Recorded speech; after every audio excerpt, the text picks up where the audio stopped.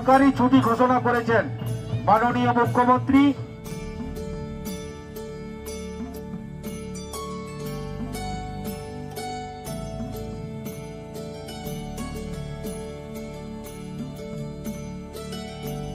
নমস্কার, আমার নতুন একটি ব্লগে আপনাদের সকলকে স্বাগত জানাই। আশা করি সবাই খুব ভালো আছেন, সুস্থ আছেন এবং সাবধানে আছেন।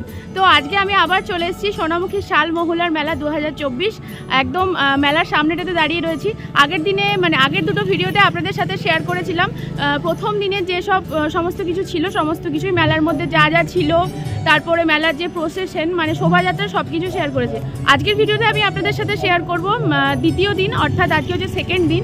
তো আজকে মেলাতে কি কি থাকছে না থাকছে সেই সমস্ত কিছু শেয়ার করব।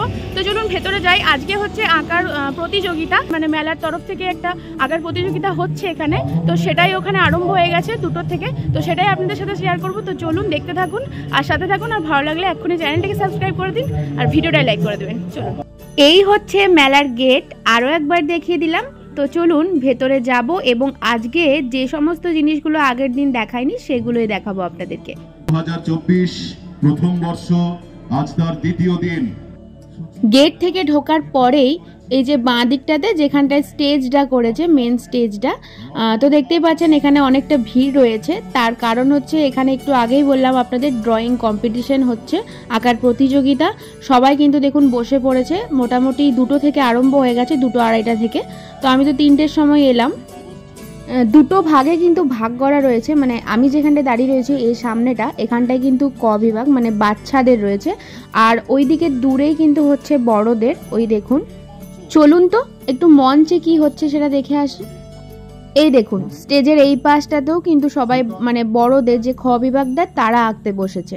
আর সামনেই যে চেয়ারগুলো রয়েছে এগুলোতে কিন্তু সবাই বসে অনুষ্ঠান দেখতে পারবে। সেই জন্য সোমনাথ কবিরাজ সোনামুখী, আলোচক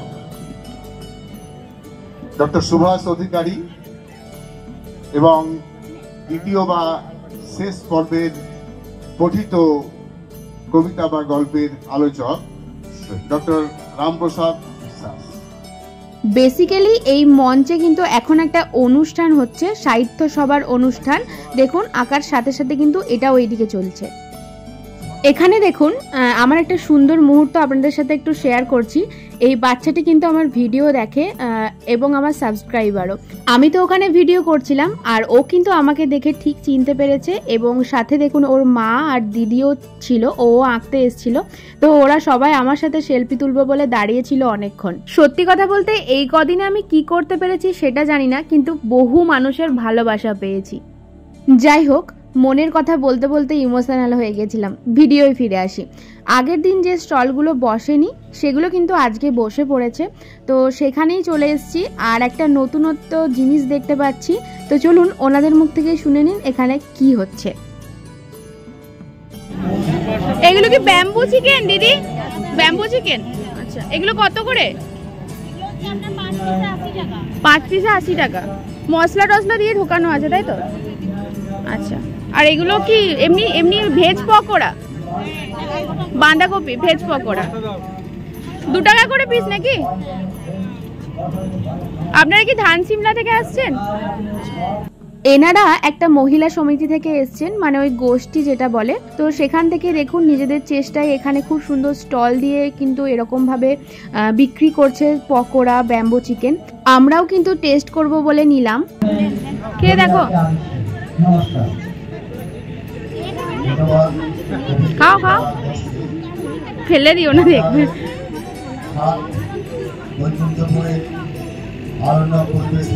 ভালো করেছে স্যার, ভালো গোষ্ঠী। হ্যাঁ, কেমন করেছে? ভালো।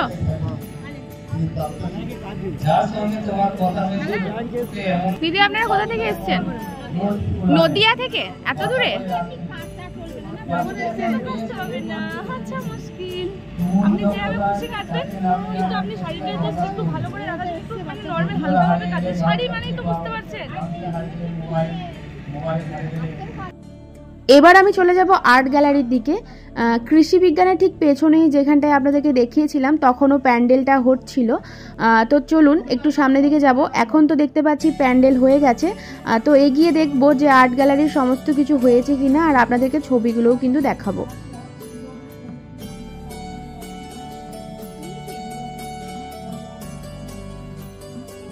ও আচ্ছা আচ্ছা, এখানে কিন্তু এখনো ছবিগুলো টাঙানো হয়নি, জাস্ট এখানটায় এনে রাখা রয়েছে।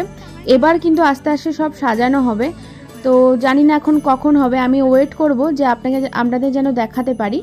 আর দেখুন এইদিকে কিন্তু পুরো জায়গাটা জুড়েই কিন্তু সব ছবিগুলো নামানো রয়েছে, বেশ সুন্দর করেছে। এখান থেকে একটু দেখেই বুঝতে পারা যাচ্ছে, টাঙালে তো আরও সুন্দর লাগবে চারিদিকটা।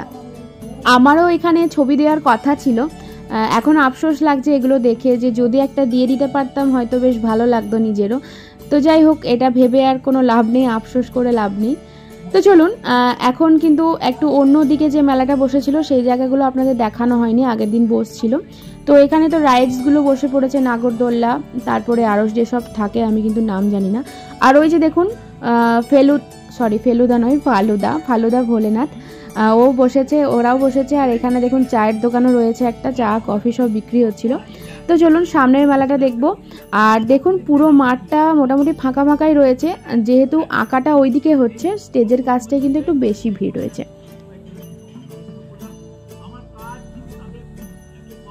নর্মালি বিভিন্ন মেলায় যেসব দোকানগুলো বসে টুকটাক হরেক মাল 15 টাকা, 40 টাকা, 20 টাকা, 50 টাকা, তো এইসব দোকানগুলোই কিন্তু বসেছে।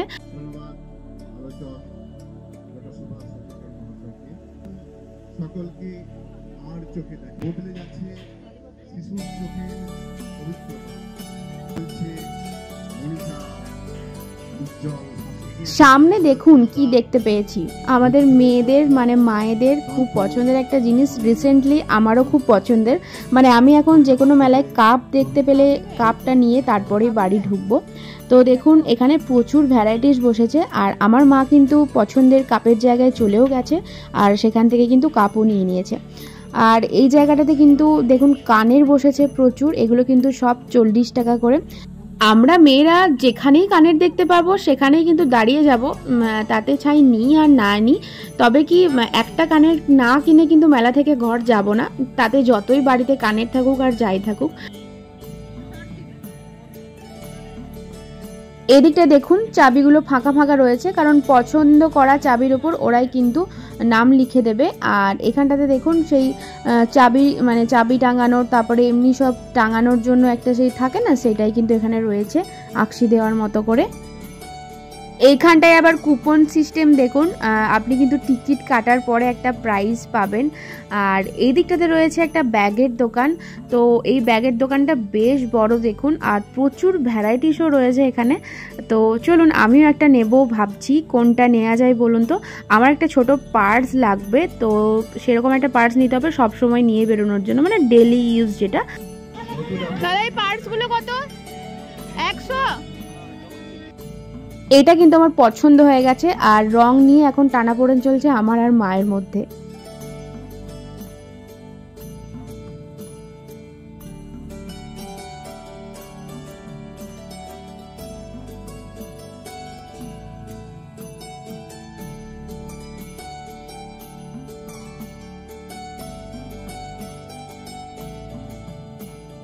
একদম পেছনটায় বসেছে, মাঠের একদম পেছনে, যেখানটায় পুরো সব লাইন দিয়ে খাবার দোকান রয়েছে।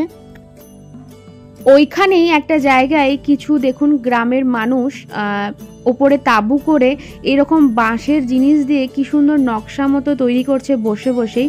যেমন পেছে রয়েছে, কুলো রয়েছে, তারপর ঝুড়ি রয়েছে, ঢাকা দেওয়া ঝুড়ি, বেশ সুন্দর। এগুলো সব কিন্তু ওরা এখানে বসে বসে তৈরি করছে। এই দেখুন ফুলের ডালিও রয়েছে, আর ফুল স্ট্যান্ড রয়েছে, মানে বাঁশের আর কি ফুল রাখা যায়। আর ইনিও দেখুন এখানে তৈরি করছে, বেশ সুন্দর। মানে জিনিসটা কিন্তু এত ভালো লাগছে দেখতে, এরকম বসে বসে তৈরি করছে। দামও কিন্তু বেশি না। আর কালার করেছে দেখুন, যে কাঠিগুলো সেগুলো কিন্তু হলুদ কালার করেছে, তাই না বলুন? আমার তো বেশ ভালো লাগছে দেখতে। আপনাদের কেমন লাগছে অবশ্যই এখনই জানিয়ে দিন, কমেন্ট করুন, আর লাইক দিতে ভুলবেন না যেন ভিডিওটাতে। আর চ্যানেলটাকে তো সাবস্ক্রাইব করতেই হবে আপনাদের। তো চলুন আরেকটু দেখাই। এখানটা দেখুন পেছের যে মেন যে নিচটা সেটা কিন্তু উনি এখন তৈরি করছেন, তারপরে কিন্তু গোটাটা এইভাবে রাউন্ড করে করে উনি তৈরি করবেন।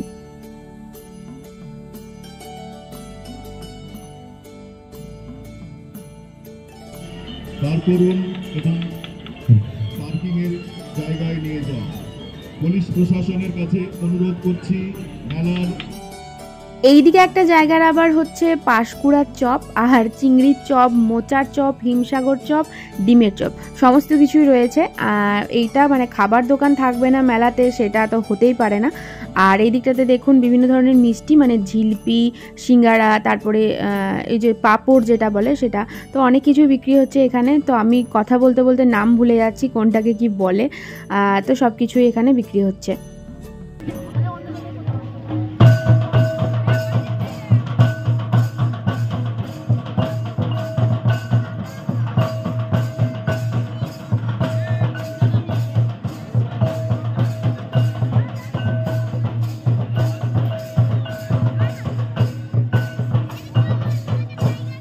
নমস্কার, আমরা যে আদিবাসী নৃত্য আপনাদের সামনে পরিবেশন করছি এবং মাননীয় মুখ্যমন্ত্রী এই নৃত্য প্রত্যেকের জন্য সরকারি ছুটি ঘোষণা করেছেন।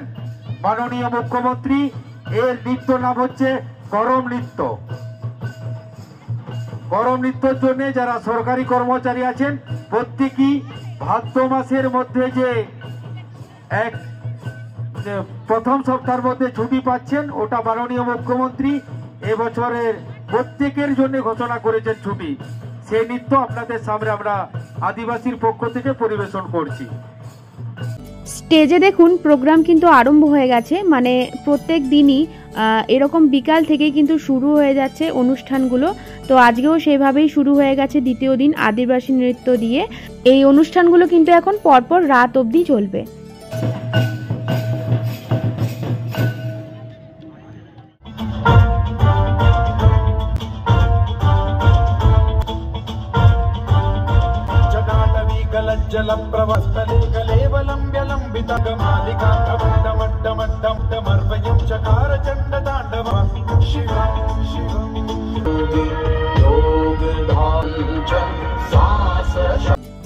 এখন কিন্তু এইভাবেই অনুষ্ঠান চলতে থাকবে। আমার কপিরাইটের কারণে আমি দেখাতে পারবো না, আর কেটে কেটে তো দেখানো সম্ভব নয় সবটা। আর আমি ভিডিওটা এখানে শেষ করছি। আর্ট গ্যালারিটা দেখাতে পারলাম না, ওটা এখনো তৈরি হয়ে ওঠেনি। তো আশা করছি এই ভিডিওটা আপনাদের ভালো লেগেছে। আর যদি ভালো লেগে থাকে তাহলে জানেন তো আপনারা কি করতে হবে, সাবস্ক্রাইব করতে হবে, লাইক করতে হবে, আর কমেন্ট করতে হবে কেমন হয়েছে। আর অবশ্যই বন্ধুদের সাথে কিন্তু শেয়ার করে ফেলতে হবে। তো চলুন দেখা হচ্ছে পরের একটা ভিডিওতে। ততদিনের জন্য সবাই সুস্থ থাকুন, ভালো থাকুন, সাবধানে থাকুন। দেখা হচ্ছে নেক্সট ভিডিওতে।